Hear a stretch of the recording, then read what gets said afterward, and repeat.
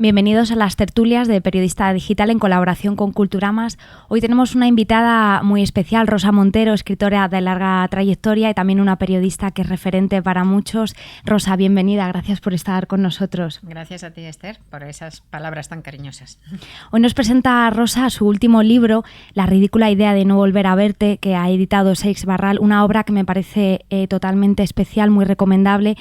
Y que desde ya, Rosa, te doy la enhorabuena por haber escrito este libro, que según lo veo yo es como una novela que es difícil calificarla, porque es una novela que es mezcla de muchos géneros. Yo la veo como un cajón donde podemos meter recuerdos, que además tú has puesto fotografías, has volcado reflexiones, citas, sí, y en la que hablas de muchas cosas. Sí, fíjate que cuando salió el libro tuvimos una comida con libreros y entonces los pobres me decían desesperados, ¿pero dónde lo coloco? ¿Dónde lo coloco? Yo digo, pues en la mesa de novedades. Y me decían, sí, pero es que las tengo separadas por ficción y no ficción, ¿no? Entonces yo misma no sé muy bien lo que es. Hay una parte de biografía muy poco convencional de Marie Curie, más bien casi escenas, momentos estelares y detalles, ¿no?, de la vida de Marie. Hay cosas de mi propia vida, hay historias de otra gente que cuento, hay algún pequeño, hay alguna ficción, como un micro relato que publico, hay fotos, como tú dices, hay reflexiones, o sea, no sé, la verdad es que la estructura es muy narrativa, pero no es una novela, pero quizá un ensayo narrativo, si eso existiera, no sé cómo decirlo. Bueno, un libro. Yo creo que además es un libro, desde luego, que invita a leerse, a disfrutarlo, y además en el que tú creo que te has volcado mucho, te expones mucho en este libro, te has sentido muy desnuda. No, la verdad es que fíjate tú que yo no me gusta nada la novela autobiográfica, ¿no? Yo creo que una de las cosas maravillosas de ser novelista es poder vivirte en otras vidas, ¿no? Que es fantástico salir del encierro de tu propia realidad, ¿no? Así que no, mis novelas no tienen nada de autobiográfico, aunque claro, en el fondo todas son como sueños que sueñas con los ojos abiertos, así que de alguna manera son metáforas. Siempre volcas cosas.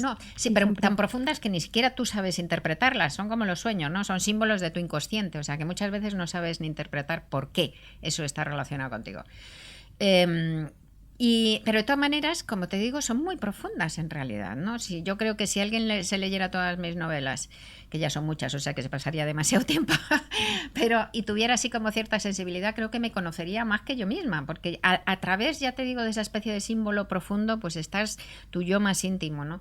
Así que yo me vuelco en todas, ¿no? En esta, ¿qué pasa? Que está más cercana, es verdad, a lo biográfico mío que ningún otro libro. No hay ningún otro libro mío que tenga partes que estén tan cercanas, pero yo creo que incluso esas partes en La ridícula idea están tratadas de una manera bastante pudorosa. O sea que no me he sentido más desnuda que con otras obras. Que en otras obras, sí. Y es un libro que, aunque pueda parecer quizá al lector que es un libro que te ha costado mucho, estabas comentándome justo antes de empezar esta entrevista que salió, es de estos libros que fluyen casi, fíjate, ¿no? Fíjate que yo suelo tardar unos 3 años en escribir una novela, no es que me lo proponga, es que es así. Entonces, del primer año y medio me lo paso desarrollando el libro con cuadernitos, luego termino haciendo grandes organigramas de la novela, con cartulinas de colores y tal. Y luego me paso otro año y medio o así escribiendo ya en ordenador. Total, 3 años. Pero este libro extraordinariamente ha salido en 11 meses y ha salido como un tiro, ¿no? Ha salido como un torrente, y la verdad es que la mayor parte del tiempo que escribes una novela, lo he dicho 20.000 veces, es como picar piedra, es una cosa tediosa. Te tienes que arrastrar a la mesa de despacho como quien lleva un gatito así agarrado del cogote, ¿no? Porque es que no te apetece nada, no te sale nada, es como picar piedra. Y en este libro no ha sido así, ha salido en estado de gracia para mí, es decir, que todo lo que he escrito me ha emocionado, que no ha habido ni un momento en que me aburriera, que estaba ansiosa de volver a sentarme a la mesa y seguir. Tenía que salir, Rosa, tenía que ser, salir, ¿verdad? Yo creo que me dio la sensación como si estuviera de alguna manera ya hecho dentro de la cabeza, y luego tú sabes esa cosa maravillosa de escribir, que cuando escribes una novela hay momentos en donde es así, pero no todo. Pero este libro entero, escribir como quien está bailando con la propia escritura, ¿no? Como quien te lleva la música de las palabras, la música de la historia, ¿no? Muchas gracias. Sí, se percibe muy bien. He disfrutado mucho, me he emocionado mucho, me he reído escribiéndolo, me he conmovido escribiéndolo, entonces ha sido un libro muy Lo he vivido muchísimo. Claro. Para los lectores que todavía no lo hayan leído, yo quería contar una anécdota, y es que tú, antes de empezar con esta historia, que como dices, surgió así en tan corto espacio de tiempo, tú estabas con otro libro, ¿verdad? Estaba en la selva. Estabas documentándote, además, según he visto, tenías bastante... Sí, bueno, ya me había pasado esa... Claro, llevas 3 capítulos, creo recordar. Exacto, sí. entonces ya me había pasado, quiere decirse que ya llevaba año y medio trabajando en esa novela, que sé exactamente lo que va a pasar, todavía me interesa. Sé lo que sucede en cada capítulo, todo. Y ya me había sentado en el ordenador, había escrito 3 capítulos y me bloqueé. Y de repente llega, por casualidades de la vida, ¿no?, en las que yo creo mucho, y me parece que tú también, ¿verdad? Sí. Llega esta editora maravillosa de la que tú hablas muy bien, Elena Ramírez, la editora. Y te pone encima de la mesa algo muy sugerente, como es una propuesta. Bueno, me mandó, ella no sabía que yo estaba bloqueada, no lo sabía nadie, porque no me lo quería contar ni a mí misma, por puro miedo, ¿no? Por no hacerlo real, ¿no? Y entonces me mandó 28 páginas de un diario de Marie Curie, que es el único diario que ha escrito Marie Curie, es brevísimo, un diario de duelo, 28 páginas. Lo escribió a lo largo del año siguiente de la muerte de Pierre Curie. Pierre Curie, su marido, salió un día de casa, le atropelló un coche de caballos y le mató en el acto. Entonces, en el año siguiente, Marie escribió estas páginas desgarradoras y tremendas, brutales. Y mi editora quería que yo hiciera un prólogo para una colección que tiene de libritos mínimos chiquitines, así. Pero cuando leí esas 28 páginas es que me estallaron en la cabeza, ¿no? Y no solo por la relación con el duelo, ¿no?, que yo he perdido, obviamente. Ahí hay un nexo de conexión, porque yo perdí a mi marido hace 4 años ahora ya, ¿no? Pero sobre todo por el personaje de Marie, porque Marie, de repente, de la que yo creí que sabía cosas, luego cuando me puse a estudiar me di cuenta que no sabía nada y que su vida es imposible, una mujer fascinante. Ahora hablaremos más de ella.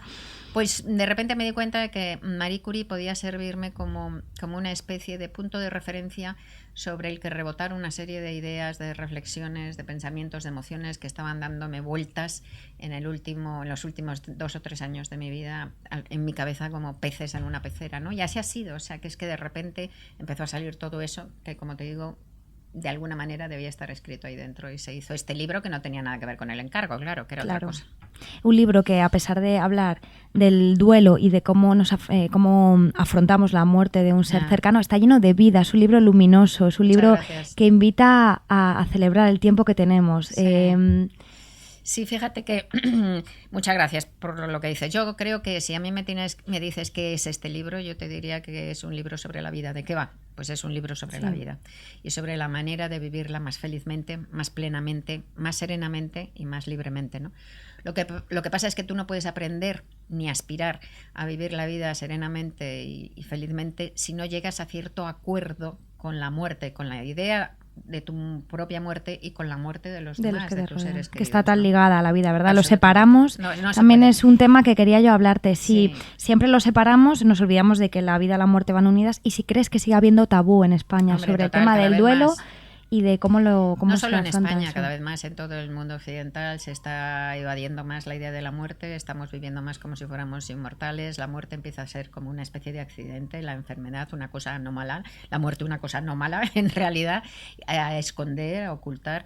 Entonces, si no llegamos, como te digo, a cierto acuerdo interior con eso, con la idea de la propia muerte y con la de los demás y de los seres queridos, es que entonces también al huir de la muerte estamos huyendo de la vida, y no podemos vivir una vida con conciencia de estar vivos, ¿no? O sea, así se viven estas vidas tan aturdidas que estamos viviendo todos. Claro, por desgracia, Rosa, eso a veces se aprende en primera persona, ¿verdad? No podemos prepararnos.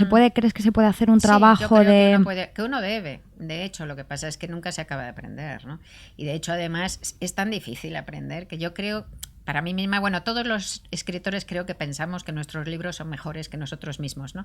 Entonces yo, cuando me leí las galeradas de este libro, dije, si parece un libro sabio y todo, ¿no? Pero entonces el libro tiene una cierta sabiduría ¿no? Bueno, pero me sé la teórica, pero llevarlo a la vida ya es más difícil. Lo que te quiero decir es que no paras de aprender.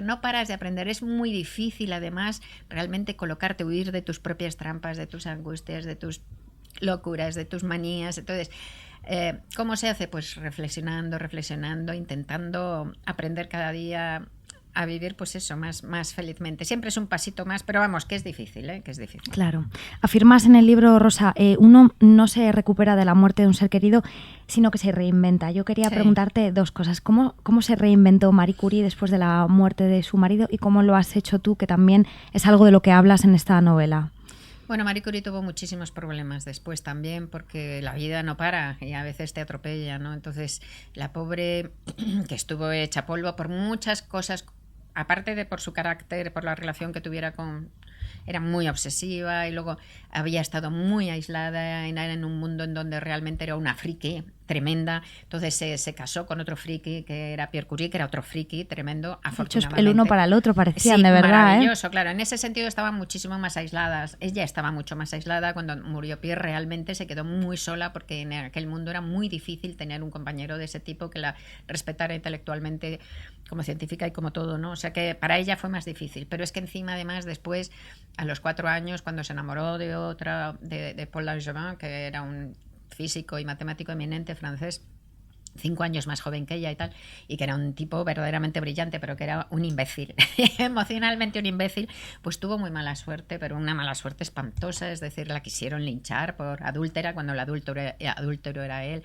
la quisieron echar de la Sorbona. O sea, en realidad ella, a pesar de eso, se reinventó varias veces, porque se reinventó cuando se enamoró de Langevin, pero cuando casi la quisieron, ya te digo, borrar, matar simbólicamente, y ella incluso quiso matarse porque estaba desesperada, pues luego se volvió a reinventar después de eso. O sea que entonces ¿sabes lo que pasa? Que no podemos perder la esperanza en la fuerza que tiene la vida, la fuerza que la vida nos da para recuperarnos, para reinventarnos, para volvernos a poner de pie cuando hemos estado hechos un moco pegados al suelo, ¿no? Entonces, todos los que tenemos una edad como yo, ya sabemos que en una vida hay muchas vidas, ¿no? Yo voy como por la tercera vida importante y he tenido varias vidas pequeñitas, y Marie Curie tuvo como 6 o 7 vidas, por lo menos, o más, ¿no?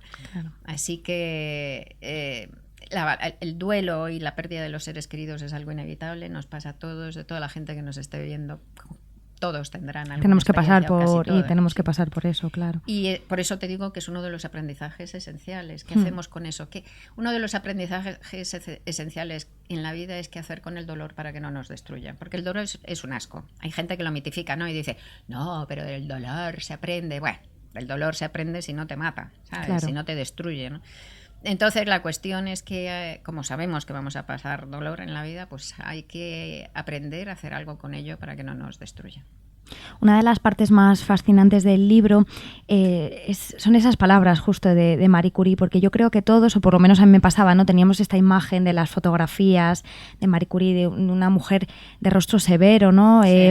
Y que intuíamos como una gran científica, pero no habíamos llegado a ver su parte humana tan grande, ¿no? Una personalidad muy compleja, con una vida muy dura. Después de reconocerla, porque tú ya sabías de ella, pero con este libro la has llegado a reconocer más, ¿con qué te quedas de Marie Curie? Con todo, si es que es tremenda, Mira, lo primero, de una cosa maravillosa y que enseña perfectamente, es que hay que seguir y hay que luchar por el propio deseo, ¿no? Y hay que luchar por tu propio camino en la vida, por lo que quieres de verdad en la vida. Y esto es un aprendizaje esencial para hombres y para mujeres, pero sobre todo para mujeres, en el sentido de que uno de los grandes problemas de la mujer ha sido que nunca ha vivido para su propio deseo, que siempre le ha parecido que su propio deseo no era lo suficientemente importante, entonces lo ha supeditado al deseo de los demás, de los padres, de los hermanos, de las parejas, de los novios, de los hijos.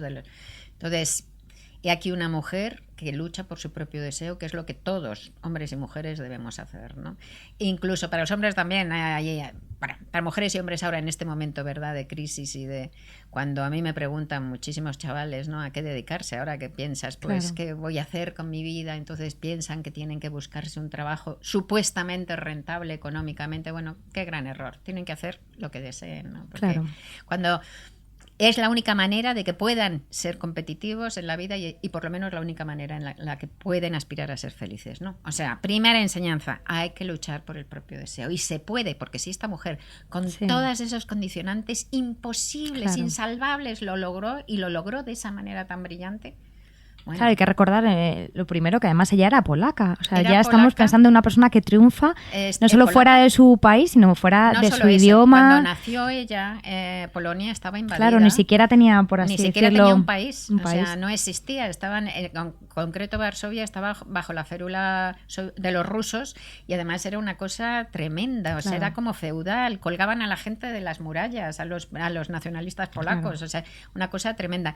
Cuando fue al colegio, cuando acabó el colegio a los 14 años, Marie Curie, en la inmensa mayoría de los países del mundo, las mujeres no tenían permitido estudiar en las universidades, Claro. tenían prohibido estudiar en las universidades. Encima era pobre como las ratas. Es que lo tenía todo en contra, todo sí. para nada, para no conseguir nada, ¿no? Y lo consiguió todo. Entonces, bueno, un deseo como un motor increíble de vida y luego una capacidad de sacrificio brutal. Totalmente, porque además luego, hay que recordar que ella fue madre también, o sea, no fue madre de solamente 2 se dedicó hijas, a la ciencia, 2 niñas, mucha sí. gente puede pensar una persona dedicada totalmente a la ciencia, no, llevó su casa, fue madre Sí. de 2 hijas. Efectivamente, ¿no? Una vida complejísima y enorme, y luego pues además de eso, de esa capacidad, de esa voluntad para romper las paredes del mundo, luego está la pasión que tenía, que a mí me encanta, ¿no? Es una mujer que mezcla lo racional, tremendamente racional, era una matemática y una física increíble, y luego una pasión de loca. Sí. Una apasionada completamente frenética, lo cual me hace mucha gracia también, Claro. ¿no? Esa otra parte que tiene como de volcán, tremendo. Y luego la capacidad de aprender con toda esa vida tan dura y tal. Al final tiene unas cartas tan preciosas, una carta preciosa a sus hijas y tal, hablando de eso, de la ligereza de la vida, de aprender a vivir, que estaba aprendiendo a vivir el momento y que eso era una gracia sublime. Y a esa gracia sublime es a la que yo aspiro. A la que no, es un gran deseo. Me gusta también, Rosa, cómo introduces estas reflexiones, porque hay que decirle a los lectores que tú en todo momento en el libro te diriges a ellos. Sí. Es un libro, si cada libro especial ya parece escrito para cada tipo de lector, este lo es aún más, porque tú hablas directamente con los lectores y a través de la vida de Marie Curie y también de tus propias vivencias, hablas de temas que son muy importantes para la mujer y realmente para el resto de la sociedad, ¿no? Como la culpabilidad, como el papel que siempre ha desarrollado la mujer en la sociedad. ¿Seguimos, crees, en pleno siglo XXI esclavas de estas cosas, ¿no? Del peso, sobre todo las mujeres, ¿no? De lo que se espera que tenemos que hacer. Yo creo que en ese sentido todos, hombres y mujeres. Vivimos pendientes de la mirada de los otros, ¿no? De hecho, una de las reflexiones o uno de los puntos de los pensamientos que se desarrolla, quizá uno de los que más espacio tiene en el libro, es que lo titulo, digamos, honrar a los padres, ¿no? Eso es exactamente igual para hombres y para mujeres, ¿no? La inmensa mayoría de los seres humanos vivimos digamos que apresados por una especie de mandato paterno o materno sobre nosotros, que a lo mejor es verdad, real, o a lo mejor creemos que lo hemos recibido, y que entonces, en vez de perseguir lo que decíamos antes, nuestro propio deseo, lo que intentamos es cubrir el hipotético, imaginario, muchas veces deseo que creemos que nuestros padres tienen sobre nosotros. Esto es absolutamente igual para hombres y para mujeres. Para los hombres muchas veces incluso más, en el sentido de que en hombres, sobre todo primogénitos y yo que sé, es que se les ha hecho un mandato tan enorme, aplastante, ¿no? Para muchos. En Marie Curie es clarísimo, ¿no? Lo que le sucedió. Todos los científicos están de acuerdo en que la segunda parte de la vida de Marie Curie es mucho menos competitiva como científica que la primera parte, ¿no? La primera era una física rompedora, completamente en la vanguardia de la física del momento y tal. Pero después, la última parte de su vida pues no fue tan buena como científica, y entonces le adelantaron muchísimos otros, ¿no? ¿Y por qué fue así? Pues bueno, cuando Marie Curie consiguió aislar el radio, después de que fue una cosa épica, sin un duro, en un galpón roto, que entraba la lluvia y el polvo, y que tuvo sin desde luego sueldo, sin comer casi, y que se tuvo que remover un caldero de mineral que hervía y que removía como una bruja buena con una barra 10 toneladas de pecblenda, tuvo que remover y tal. Bueno, una cosa brutal, un trabajo brutal. Después de ese trabajo brutal y heroico, aísla el radio, y entonces le escribe a su padre, que era químico, profesor de química, pobre, pero profesor de química, y que vivía en Varsovia, y le escribe diciendo que lo ha conseguido. Y el padre le contesta una carta al padre que debía ser muy fastidioso, le contesta una carta diciendo, bueno, hija, pues vaya, por fin, menos mal, después de todo ese trabajo, por fin has conseguido aislar tu radio y tal. Qué pena que no sirva para nada. Entonces, demoledor, sí. Sí, demoledor. Una semana después el padre se muere. Entonces no ve ni el premio Nobel de Marie ni nada. Bueno, entonces, ¿por qué no es competitiva Marie Curie la segunda parte de su vida? Pues porque la dedica íntegramente a buscar aplicaciones prácticas para el radio. O sea, se dedica el resto de su vida a demostrarle a su padre muerto que no tenía razón. Claro. A eso me refiero con lo de honrar a los padres. Que te destrozan la vida, claro. Te puede destrozar la vida, sí. ¿no? Entonces, totalmente. Hay que huir de eso, hay que intentar salir de esa cárcel. Y en los hombres es brutal, ¿eh? En los hombres quizá todavía más. Otro de los temas que tratas en la novela que a mí me gusta mucho y estoy muy de acuerdo, cuando hablas de la literatura como un arma poderosa contra el dolor y contra el mal, ¿no? Entender la literatura como un refugio, ¿verdad, Ros? Más que como un refugio, está en la base misma de nuestra supervivencia, ¿no? Y no es solo la literatura, es el arte. Exacto, sí. Es el arte en el conjunto. Decía George Braque que el arte es una herida hecha luz. Y es verdad, es decir, si no tuviéramos esa capacidad de construir belleza de este caos punzante, enloquecedor y a veces cruel y demoledor que es la vida, no podríamos sobrevivir. O sea que es mucho más que un refugio. O sea, realmente está en la base misma de la construcción de la vida y de la supervivencia, ¿no? Y sin arte no podríamos entender el mundo, sin narración, desde luego no podríamos entender el mundo, ¿no? El mundo sería puro ruido. Sí, a veces sin escribirnos, dices también en el libro, ¿verdad? Sin narrarnos. Bueno, sin narrarnos, claro, todos somos narradores, todos. Escribamos o no, somos narradores de nuestra vida. Nuestra memoria es un invento, lo que recordamos es una construcción narrativa que va cambiando. Además, lo que yo hoy recuerdo de mi infancia no es lo que recordaba hace 20 años. Claro. Y gracias a esa narración pues le vamos dando un sentido a nuestra vida, lo vamos colocando, vamos llegando a cierto acuerdo con la realidad. Y por eso muchas formas terapéuticas como el psicoanálisis o así pues consisten en cambiar la narración. Si tú cambias la narración sobre tu propia vida, pues cambias tu vida en realidad, ¿no? Claro, sí, es un arma muy poderosa también. Poderosísima, sí. Rosa, acaba de terminar la Feria del Libro de Madrid, en la que tú has estado muy presente.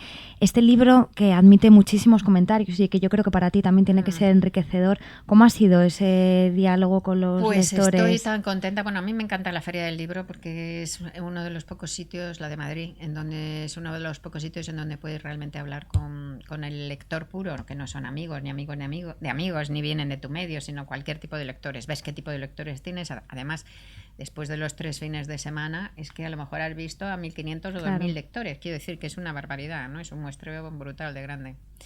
Y la verdad es que ha sido fantástico. El libro está yendo increíblemente. En 2 meses, en los 3 primeros meses han hecho 9 ediciones.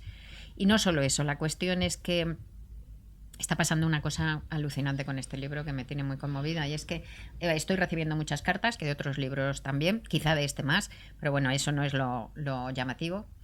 Esas cartas, en su 90%, me cuentan historias de duelos de los lectores. O sea, me cuentan sus duelos, sus pérdidas, sus muertes. Esto tampoco es llamativo. Lo llamativo es esto que te voy a decir ahora, que esas historias de duelo que me cuentan no son tristes. No son tristes, son historias hermosas, historias conmovedoras, historias bonitas que celebran la vida, que celebran el amor. No son tristes en absoluto. Entonces son tan maravillosas que estoy guardándolas en una carpeta, porque a lo mejor debería hacerse un libro que no sería mío, desde luego, sería de ellos. Habría que llamarles y tal, pero es que a lo mejor habría que hacerse un libro, porque esas historias la gente no cuenta eso, no cuenta la parte bella que puede encerrar el dolor. Y entonces es de lo que me siento más orgullosa, Esther. De repente he pensado que este libro ha proporcionado un ámbito a la gente para poder extraer belleza del dolor, de sus dolores. Y me parece conmovedor. Y quizás sea ese, además, realmente el sentido esencial de la literatura. Claro.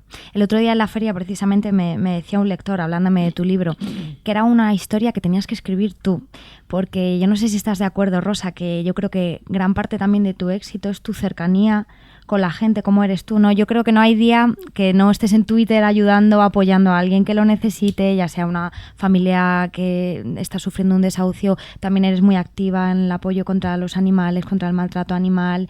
Vivimos en un país en el que yo creo que cada vez no hay escritores con más egos, más inaccesibles.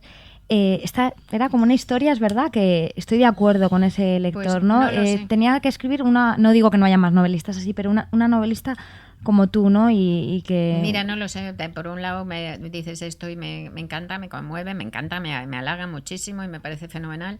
Y además es verdad que mi manera de ser... Quiero decir que no has cambiado. Claro, mi manera de ser mi manera de ser siempre soy muy sociable, me encanta la gente, soy muy empática y esa parte, sí, desde pequeña. Ahora bien, te digo, justamente tengo una angustia creciente porque todo eso se empieza a convertir, yo qué sé, a través de las redes, a través de cómo se está liando la vida y cómo se va liando y cómo cada vez hay más gente y cómo cada vez te llega más gente y más cosas, se está empezando a convertir en algo imposible de manejar. Claro. Entonces es que no puedo leer, claro. Dentro de poco no voy a poder escribir. Claro. Y entonces estoy hablando justamente estos días con amigos y con todo y diciendo, ¿qué hago? ¿Cómo hago? Para separarme un poco, para recuperar mi vida, porque la estoy perdiendo, ¿no? Sí. Así que...